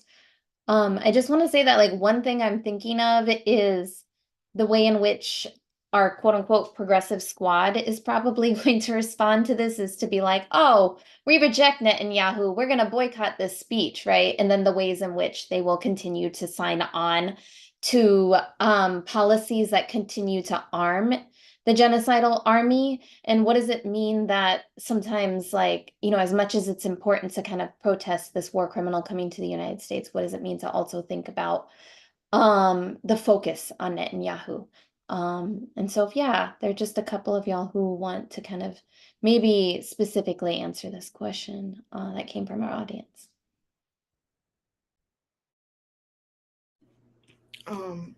To be clear, the question was like, what should student organizers do? I think it's the basic, just organize. I also feel like expanding our organizing, a lot of times when we see big DC protests, it's like there's no reason to have a protest in my city because there's a big one in DC. And yeah, there's encouragement to go out there and show numbers and show that this war criminal is not welcome, but to do organizing in your city during that same week, during that day. Show that he's not wanted in every city. Show and honestly give these cops hell. Give them hell, whether it's in Washington, D.C. Make sure you're giving them hell in each city where there's massive, massive people protesting against him. I think as student organizers, and I think don't wait until Biden comes to town to organize or when these genocidal old men come to town for you to organize and make these big do it every day, do it every week. Don't wait for big things where you can make a nice flyer out of it and that's why you had the protest. Like, do this every week, do this every day. Like, it shouldn't be that just when he comes to town that we're protesting against him. No, like, he should be at the forefront of what we're saying because he is genocidal and he is the reason why there's occupation in Palestine. Other than that, he's running the Zionist entity currently. So I think as student organizers, like, even if he comes this week and like you're organizing next week, just still organize. And I think that, like, one thing I wanted to mention in like the realm of student organizing, it's not stopping because it's summer. Like, I know everybody's cooking up something for the fall. So remember that you're everybody's always cooking up something and that, like, it's coming. So like, don't just wait till these old white men are in town to organize something. Don't just wait until you're free to organize something. Like, keep giving them hell. Give the police hell. That, like, everywhere they look, there's massive amounts of people. And just, as I kept saying this whole time, just keep going. And I think that, like, I want to emphasize that the organizing hasn't stopped and the organizing won't stop in the fall.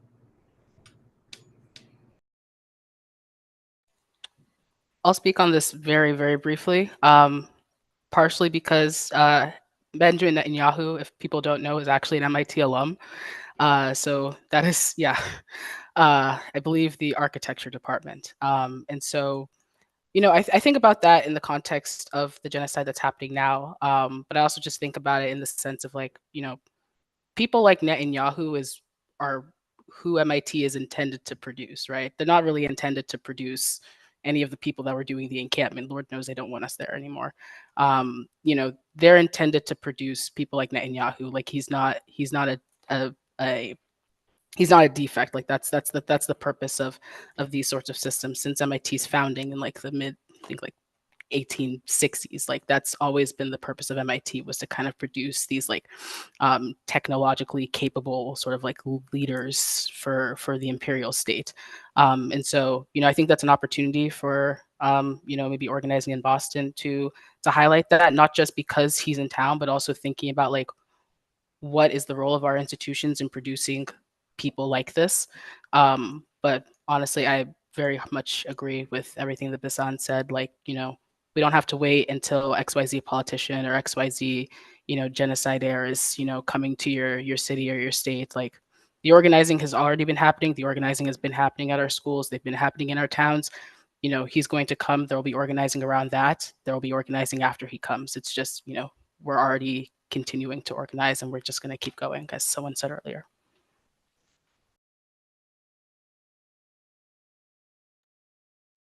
Yeah, I don't have much to add other than, yeah, we don't let spectacle dictate our organizing. And I think that um, it's really important that to recognize that that's a strategy that's used often to kind of create moments that are built out of fear, that are built out of kind of that rush. And it's important to focus on sustainable work that can happen. It doesn't mean that we don't organize around it, we do. But it does mean that we recognize that our aim is larger, and that the work has to continue beyond that. And I think, yeah, shout out to what everybody said already.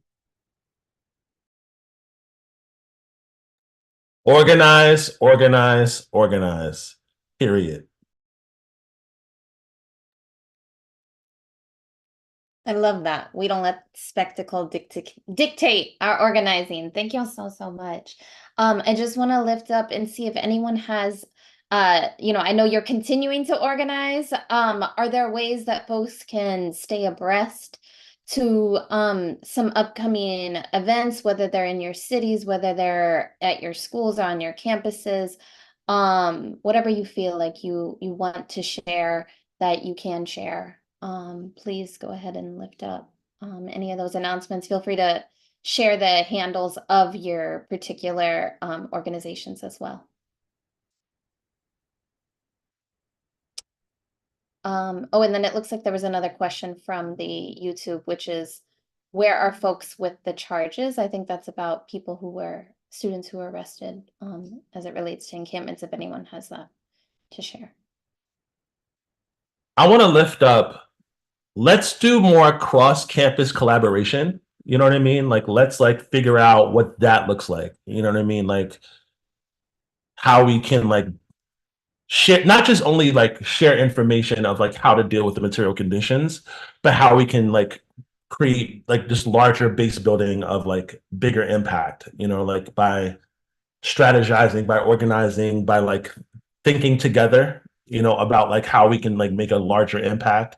And that doesn't mean to give up like it doesn't mean to give up your initiative and to give up your mission in your moment. It just means to like think of building like cadre, think of building coalition, think of building like a larger united front and struggle through across these various universities and organizations on the outside. I think there's a lot to be there's a lot of ripe opportunity here, and I think I would love to collaborate with each of the panelists on, on this call of like how we can like make a larger impact and like work together truly.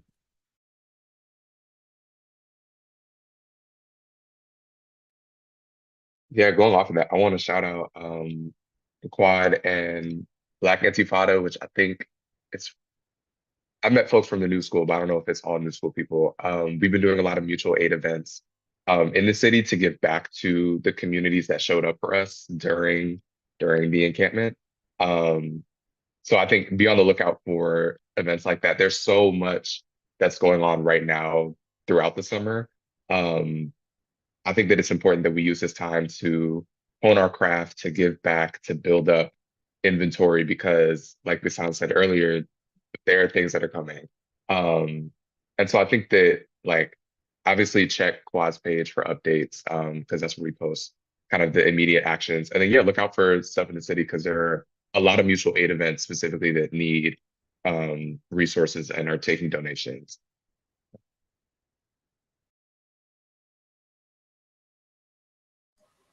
Yeah, I mean, in terms of things to follow, definitely MIT_CAA, that's the Coalition Against Apartheid at MIT, but also PYM Boston, BDS Boston, and I think it's Nakba_75 Boston. They're a group in the area. They do a lot of autonomous direct action. So definitely follow their work. I'm so very inspired by all of the organizers in all of those community organizations. Like the term mentor never really made sense until I really started to connect with people kind of intergenerationally through community organizing. So yeah, definitely keeping an eye on what's going on in Boston. Just to add to that, like to keep up with what's going on in Philly, as like we're still organizing, it would just be at like SJP Temple on Instagram and also the Philly Palestine Coalition. we do amazing work together, and like that's like where our brick of organizing is.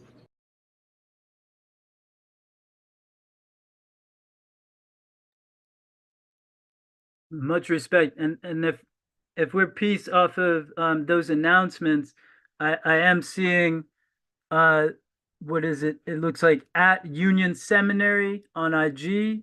Shouts to that, much appreciated, comrade. And at CUA, excuse me, at CU Apartheid Divest, also on IG. And we've got at UTS.SLP, also on IG. So if we can continue to add to the chats and build in this way, let's add any of these other social media spots, upcoming events and activities and links if you want to put your contact information so we can continue to build in that way. That is extremely important as has been emphasized here.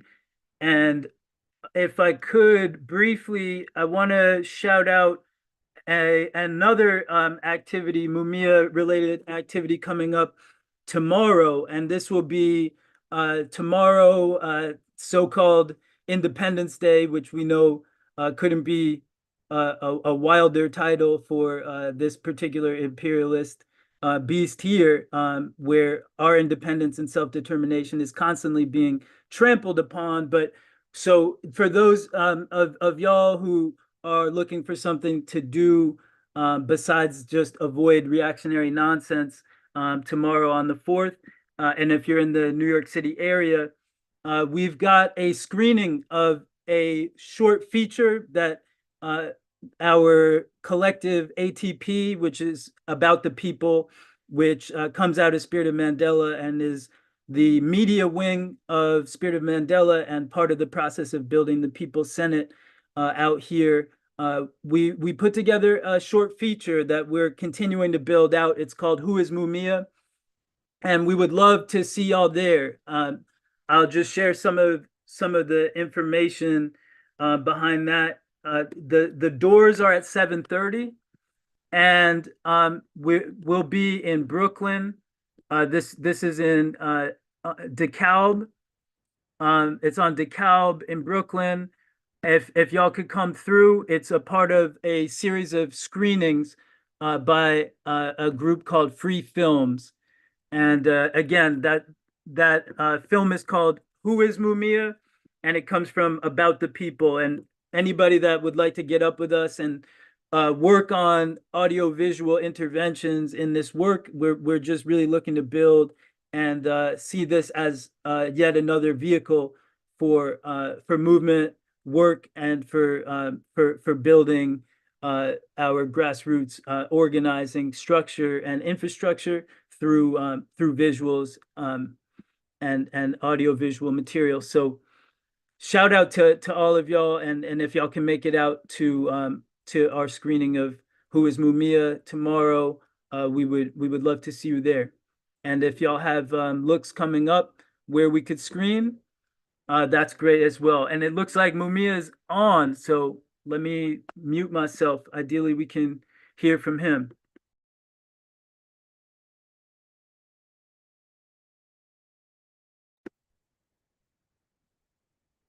Okay, excuse me. So it looks like I need the meeting ID. Can someone give me the meeting ID quickly? You have not entered the meeting ID. Does anybody else have that? I'm looking right now. 283 457 6316. Okay. I'm going to try this again. Hold on, Mumia.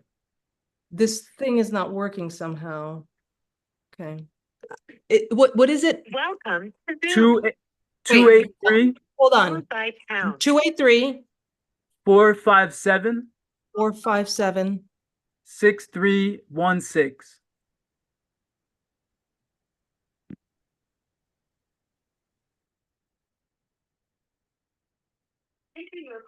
Participant ID. Otherwise, just press pound to continue. Oh, God. You are in the meeting now. There are 10 participants.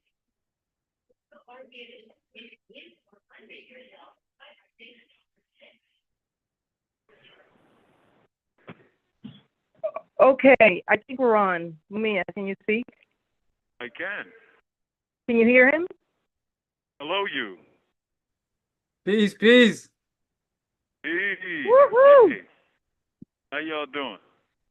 Peace, Well, Mumia. you got questions. You better ask me right now before this damn thing blows up. So, go ahead. Well, we have a bunch of students here who had an incredible conversation, and maybe they can speak to you directly. Very well.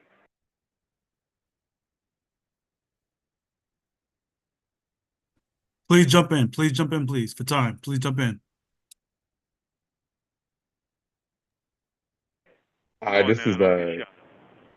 This is Nick from the Columbia encampment. It's an honor to have you on here.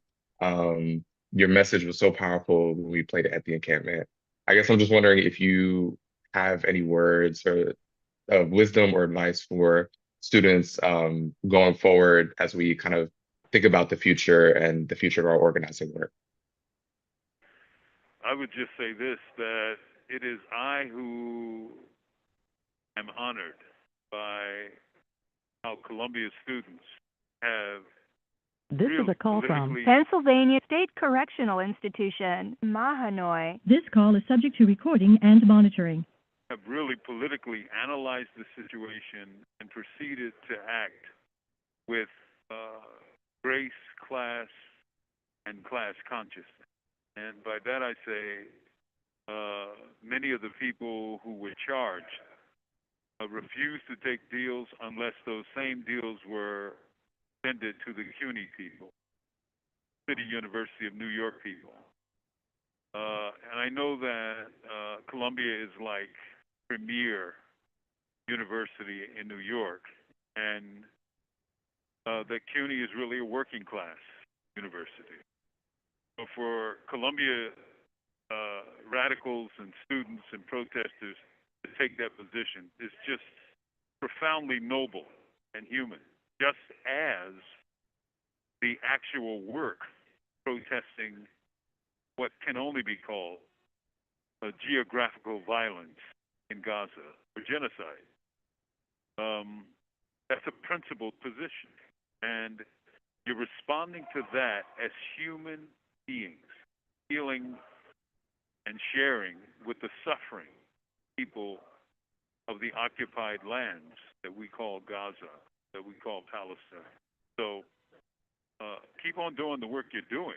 I think, you guys are walking along the right path of history, in my opinion.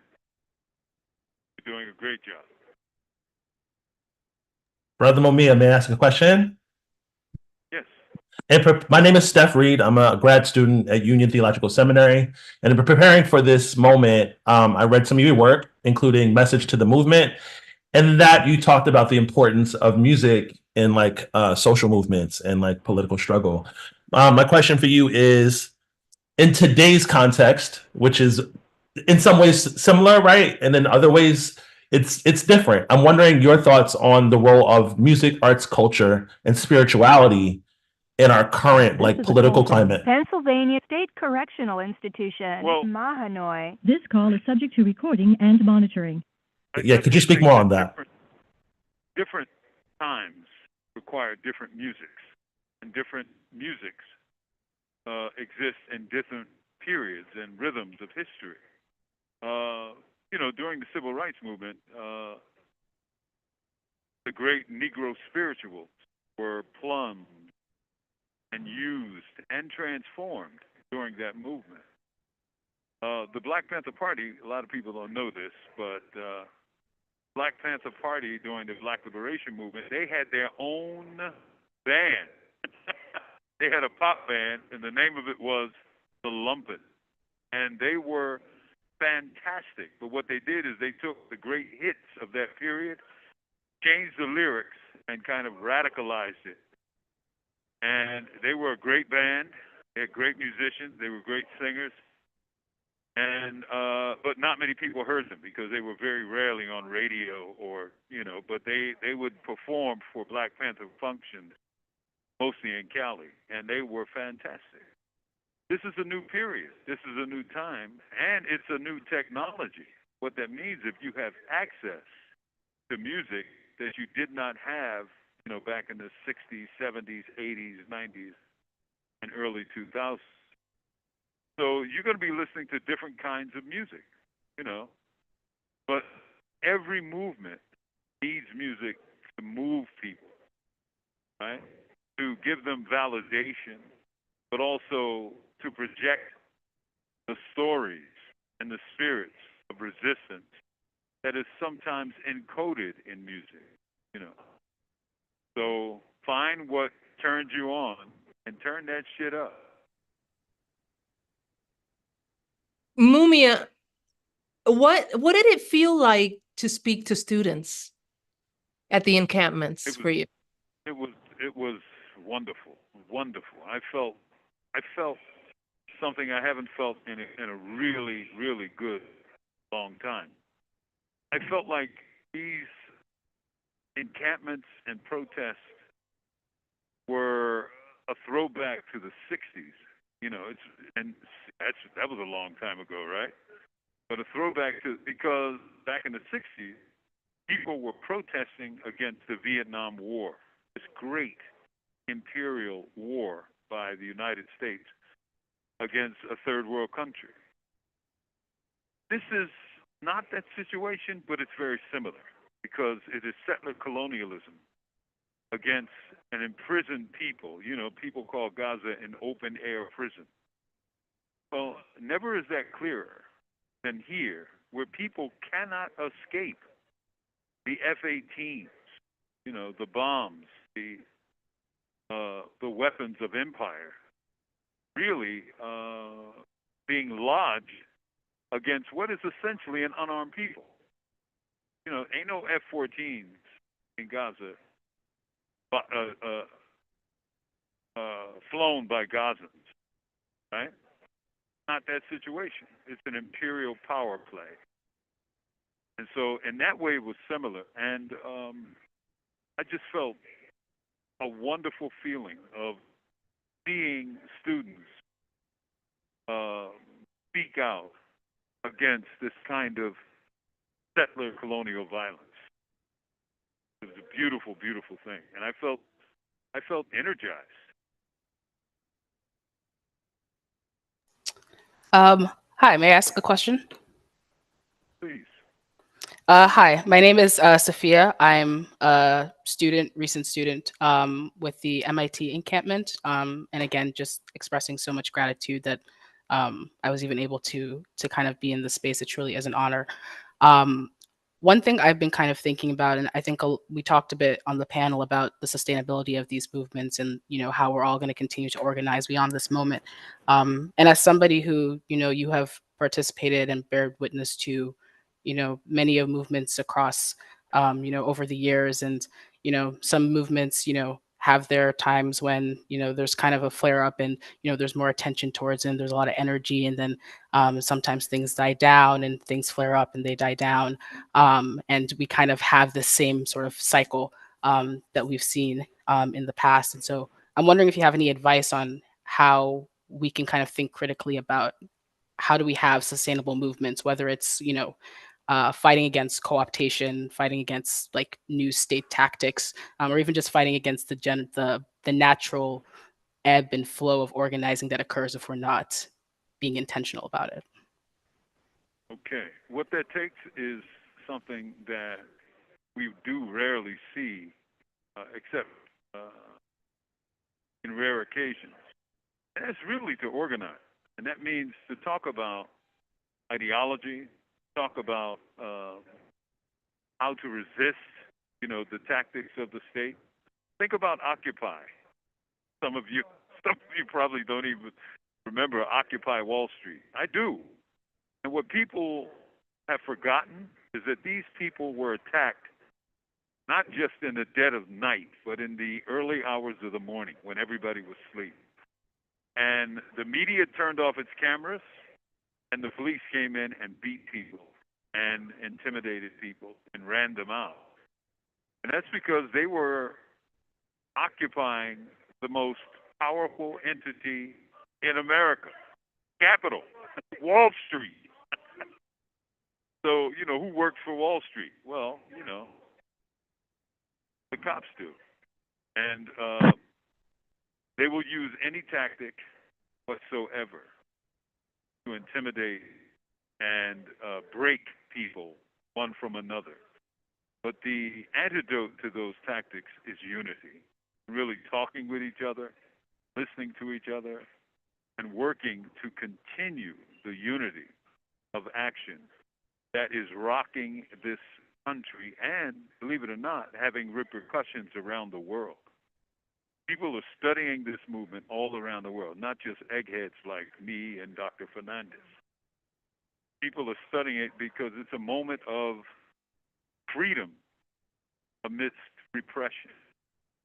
So keep your voices loud, firm, affirm your friendships with your comrades and brothers and sisters, and keep struggling, because you're doing something incredibly noble for people that cannot do it for themselves.